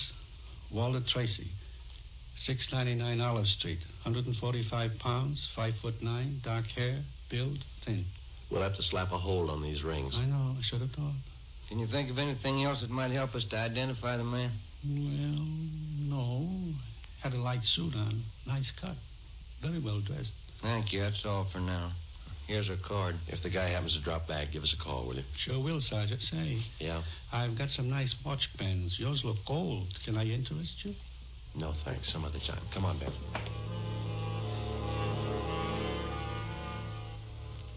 That afternoon and the following morning, despite our alert and our warnings, 2 more pawn shops called in with reports of stolen watches taken in. We checked them out. The serial numbers on the watches matched those on the stolen property list. On the pawn shop account books, the loan was listed under the name Walter Tracy. The addresses were given as number 12 St. Vincent Place and 700 East Flower. The descriptions of the man were the same. Slight build, well-dressed, about 145 pounds, 5 feet 9 inches tall, dark wavy hair. We had the name and description distributed to every pawn shop in Los Angeles and surrounding communities. Through our informants, we checked up on every known fence in the city. For the next 2 nights, we received no reports of stolen jewels. That made up for the double burglary the night before. On June 19th, the box score read 18 successive nights, 18 successive jewel burglaries. At 3:25 in the afternoon, Ben and I sat down to check over the late incoming reports. Got anything, Joe? Not yet, no. Nothing here. Maybe the guys left town. Nope. No such luck. Take a look. That's it, number 19. He may set a record. Well, he's making monkeys out of us, isn't he? Look, man's watch, lady's watch, Chinese amber necklace, diamond shirt studs, and a bracelet with 2 large rubies. He's getting ambitious. How's the value listing? Let me see. $1,800. 1 haul. I'll get it. Burglary Friday. Yeah. What? Yeah. Be right down. Stall him. Let's go, Ben. Where? Kaplan's down on East 2nd. Walter Tracy's in there now, trying to hock a gold watch.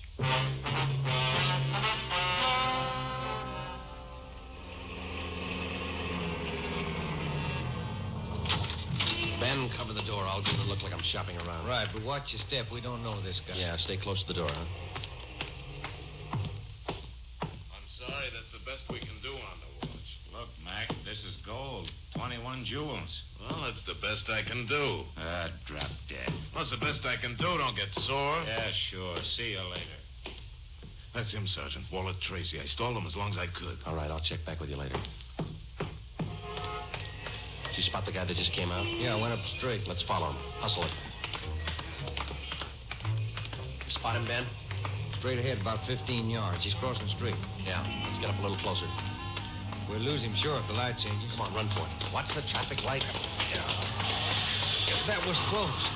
He might have spotted us. It's going faster. Come on, Joe, run. Yeah. Don't lose him. This crowd's not helping. Hey, wait a minute. I bet you're a cop. You're chasing somebody. All right, let go of my arm, mister. Let go. Well, you don't have to get tough. Lousy cops think they own the street. I'm going to write the mayor's office. Come on, Joe. He's running for it. Yeah, I see him. Watch the signal up ahead. Hurry, Joe. Almost up to him. Into the parking lot. Hey, you! Stop! Look out, Joe. A gun. Yeah, I see him. Get away. All right, smart guy. It's a nice job. Yeah. He's too fast for an honest man. Let's take him in. When we got back to headquarters, Walter Tracy was under technical arrest. We took him directly to the interrogation room. We searched him thoroughly. We had him take everything out of his pockets and put it on the table. Then we had him take all the money he had in his wallet, count it out, and hold it in his hand. What is all this routine? That's all the money you have on you? $47.17, right? Yeah. Okay, keep it in your hand. Ben, shake him down. All right, Tracy. Take off your coat, shirt, tie, and your shoes and socks. What kind of a pitch is this? I'm no hood. Take them off. Two-bit cops. You're not pinning anything on me. I don't care what you do. Sleeves, pockets, lining. Nothing in the coat, Joe. Get his shirt. Take it light with the threads, huh? Costs money. How about the trousers, Ben? Let's see. Cuffs, pockets. No. Let me get the belt. Zipper on the inside of the belt?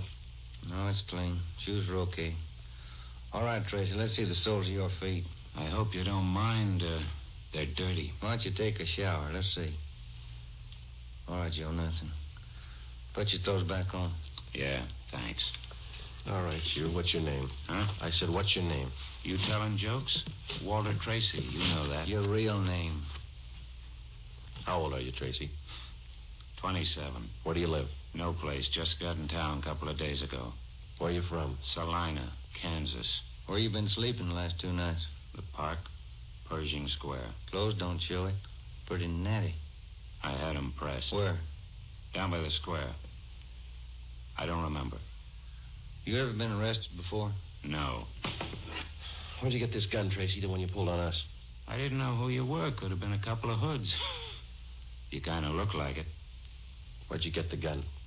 I won it in a crap game coming out on the train. Where'd you get the watch? Graduation present. You want to run a make on him, Joe? The gun and the watch? Yeah, I'll call him. Go on, check. You can't prove a thing. Pawn shop records, Gilmore. Gil, is Friday. Can you give me a make on a watch? Sure, Joe. Go ahead. Time Master, yellow gold, man's wristwatch. Okay. Case number 716F23. Right. Movement number B351708. Got it. Okay. Now give me a make on this gun, huh? 32 S&W automatic. Serial number 579461. Okay. Call me back? Right. What's your station number? 2572. I'll ring you, Joe. Thanks. Having fun? What'd you do with all those jewels you stole? When do I get out of here? I don't think you're going to get out. You got nothing on me. How tall are you, Tracy? Get your tape measure. 5'9". How much you weigh? 140. I'm 27. My name's Walter Tracy. I come from Salina. I've been in town 2 days, and I don't know what you guys are talking about. You sound smart. You don't act it. And you're flying Brian, copper. What'd you do with those jewels you stole? I don't know what you're talking about. What color are your eyes? I don't know. I'm colorblind. What color would you say your hair is? You colorblind, too? You ever been arrested before? Straighten out. He asked me that. I'm asking you. No. You ever done any big time? No. All right, I don't care if you level with us or not. We're going to make you on those prowl jobs, all 19 of them. Sure. You guys are smart. You got in Los Angeles 2 days ago, is that right? Yeah. You don't know anything about any jewel thefts. That's what I said. Then how come your name and your handwriting's on the account books in 4 pawn shops in Los Angeles? It's not mine. You can't prove it. We can, Tracy. Come clean. What'd you do with the stuff you stole from 1250 Moraga Drive, June 5th? I didn't steal any stuff. What'd you do with the rings and watches you took from 1400 Placerville Road, June 9th? I wasn't in town. What'd you do with the diamond dress pins you stole June 13th, 123 South Van Ness? Did I do that? You're not only kinky, you're a bad liar. You prove it. Border get you a sawbuck, your prints bounced, Tracy. Our handwriting man's gone to work on those signatures of yours. South Van Ness. Did I do that? You're not only kinky, you're a bad liar. You prove it. Border get you a sawbuck, your prints bounced, Tracy. Our handwriting man's gone to work on those signatures of yours. You haven't got a chance. Now, come on. Where'd you hide this stuff? You can't prove a thing. Where'd you say you've been sleeping the last 2 nights? In the park, Pershing Square. You want a map? Clothes sure look nice. I said I had them pressed. But you can't remember where. No, I can't remember where. That a crime? Friday, something. Joe, this is Gilmore. Here's the stuff you asked for. Let's have it, Gil. No make on the watch, no make on the gun. Okay, Gil. Thanks a lot. Yeah. You're in up your neck. You said that, didn't you? You're gonna talk, Tracy. Kind of tired. All right, we'll let you sleep on it. Come on, Ben. Let's book him. Right. I'll get your jobs, coppers. Sure. Come on. We took Walter Tracy to the county jail and had him booked on suspicion of burglary. He was still sullen. We knew we had the guilty man. Now we had to prove it. As it often happens, the victims never see the burglar. They only know he's been there. They can't identify him, but they can identify their property. Our job was to find the property. When we did, we'd have Walter Tracy. And the 19 victims would have their property returned. But Tracy wasn't talking, and we knew he'd never talk unless he thought it might help him. We took the problem to Ed Backstrand. Smart punk, Skipper, but he's done time before. How do you know? Tried him out last night when we brought him in. He talks like it and he acts like it. But he won't cop out. Are you sure? He won't talk in 100 years. He knows he's got us in the spot. Well, one thing's sure. We're not going to send him up without finding the loot first. He's planted the stuff somewhere in this city. We've got to find it. Ben and I have got an idea, Ed. It's not going to be easy, but it might work. What is it? Tracy tried to soak some of the stolen property at 4 separate pawn shops in the downtown area. Yeah? At each one of those 4 pawn shops, he gave a local address. Now, we're sure he must have a room or an apartment someplace in town. All right. Where? That's where guesswork comes in, Skipper. Every one of those addresses he gave falls within a certain area. How big an area? Oh, you got that street diagram, Joe? Yeah. Here it is, Ed. From Figueroa here to San Pedro, and from Pico down to First Street. The area's about 12 blocks wide, 14 blocks long. That's a lot of territory. How are you going to cover it? On foot. We'll take Tracy with us. Plenty of legwork. You sure it's the answer? We got to find the stuff, and it's the only way we can figure it. Hotels, apartments, rooming houses. There must be hundreds of places he could stay in that territory. It'll take a couple of weeks. Yeah, on foot it will. All right. It's tough, but it's your idea. Go to it. An hour after we left Chief Backstrand, we got Tracy out of his cell in the county jail and started our canvass of the appointed area. We took the usual precautions and handcuffed Tracy's wrists to our own. We started the search for his hideout at First Street in Figueroa. It was a warm day in Los Angeles. The temperature was 91. After the first 3 hours, I could tell Ben's feet were ready to give out, and so were mine. We couldn't even have the comfort of complaining. That had encouraged Tracy, and he was cocky enough already. He cursed and threatened every step of the way. My legs off. All right. Quit pulling, will you? Come on, Tracy, up the stairs. Another one to check. Warm day, Joe. Yeah, a little. What do you mean, a little? Must be 110. Yes? What is it? You the manager? Yes. Could you tell me which apartment this man has in your house, ma'am? Who, him? Yes, ma'am, this one. Never saw him before. He don't live here. All right, ma'am, thank you. Yeah. Hot, ain't it? When are you going to get wise? Come on, Tracy. Well, that finishes this side of the street. You want to cross over, Joe? Yeah, let's go. I'm hungry. I want to eat. After we cover the other side of the street. You can't do this to me. I'm going to get a lawyer out of your jobs, both of you. Yeah, come on. We only got a couple of hundred places to cover.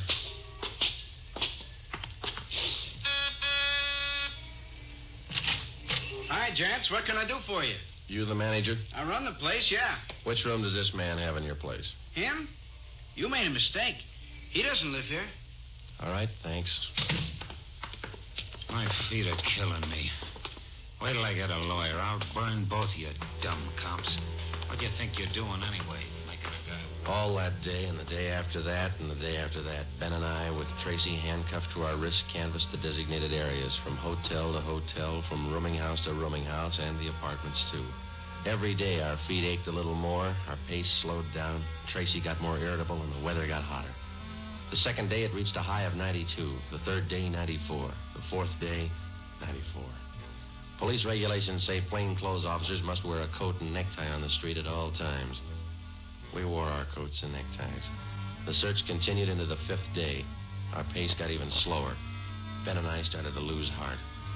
After a while, we forgot our object was to recover the stolen jewels. All we wanted was to find Tracy's hideout. We knew we were right. We knew Tracy was our man. It was a point of pride. Whether your feet hurt or not, you don't give in to a thief. Yes? What do you want? You the landlady here? I am. Which apartment does this man have in the building? Well, none of them. He's not one of my tenants. Thank you, ma'am. Come on, Tracy. By the sixth day, all three of us had special pads in our shoes. Our feet ached worse than ever. Tracy let us know about his every 3 minutes. By late afternoon of the sixth day, we'd covered more than half of the designated area. The temperature was 95. You guys gonna go on forever? I'm sweating like a horse. I'm getting tired of your moaning. That looks like the manager behind the desk. Yes, sir? You the manager? Yes, sir. What can I do for you? Can you tell us which room this man has in the hotel? Him? Mm-hmm. He doesn't live here. Hey, you fellas look awfully warm. Like to cool off in the lobby? We're air-conditioned. No, thanks. I'm hungry. When do we eat? You're always hungry. You got the biggest mouth on a cop I ever saw. Oh, all right. Yeah. I'm hungry. I want to eat. Now. Wait till I give this story to the papers. Mistreating innocent guys. They'll break you. All right. Come on, up the stairs. I'm going to get a lawyer tonight. I'll show you. Yes? Why, Mr. Baker, where have you been? We questioned the landlady, a Miss Elizabeth Hunter. She told us that Baker, alias Tracy, had rented an apartment from her about 2 months before. That's all the information she could give us. Tracy clammed up. He would admit nothing. We asked Miss Hunter to accompany us as a witness. We took the elevator up to Tracy's apartment on the 6th floor. Miss Hunter, Tracy, Ben, and I. Down this way. Here. Do you want me to open it? Please, Miss Hunter. There's a girl. Walter? What is it, Walter?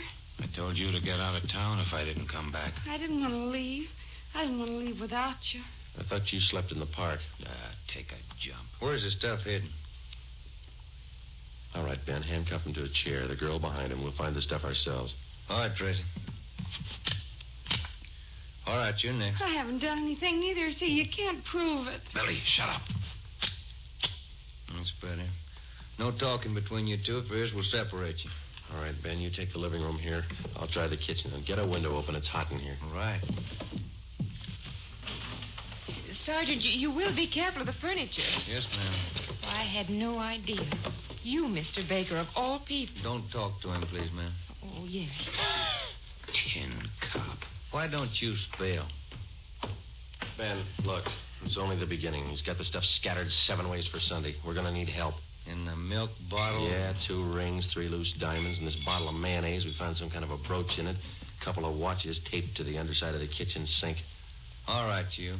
Convinced? Okay, Ben. Call Backstrand. There was a definite possibility that Walter Baker, alias Tracy, had stored some of his stolen loot outside his apartment. We stood little chance of ever recovering it unless we got him to break. Ben called Chief Backstrand, and in 10 minutes he arrived at the apartment with another man from burglary detail, George Levine. Together we went over the 4-room apartment foot by foot. We found jewelry, watches, loose stones in every conceivable place. In cartons of cottage cheese, in jars of cold cream, in the garbage can, everywhere. Who's your girlfriend? All right, I'll ask her. What's your name? I said, what is your name? Billy. Billy Crawford. He didn't do anything. He didn't. All right, Billy. Maybe you can tell us. Where's the rest of the stuff he stole? He didn't steal. He didn't steal anything. Billy, shut up. Keep quiet, you. Ed, wait a minute. What? Just a minute. I want to look over here. Papers. Taped to the underside of that top drawer. What is it, Friday? No, you can't. You can't. Look at these. All right, you found them. I'll talk. No, Walter, don't. Parole papers. He's an ex-con. Yeah, I'll cop out. Don't do it, Walter. Billy, shut up. Dumb dame. The rest of the stuff, where is it? On the roof. Inside the ventilator, the one near the front, you'll find a couple of paper bags. That's it. Levine? Got it, Chief. I'll check it. Your papers say you did time in Oregon. What for? Fell for robbery. Did 5. I owe him 7. What about the girl? Walter, I'm going with you. Her? I don't know. You figure it. All right, Friday. Romero, take the girl to Lincoln Heights and book her. We'll take him. Right, Ed. Come on, Ben. No, Walter, I want to go with you. I'm sorry, ma'am. This way out. All right, easy, lady. No, wait a minute. Just a minute. Walter? You're a dumb dame, Billy. So long. Walter. All right, come on, let's go. What's the matter? You feel all right? He lied. He said he loved me. He lied to me. Don't feel hurt, lady. He lied to everybody.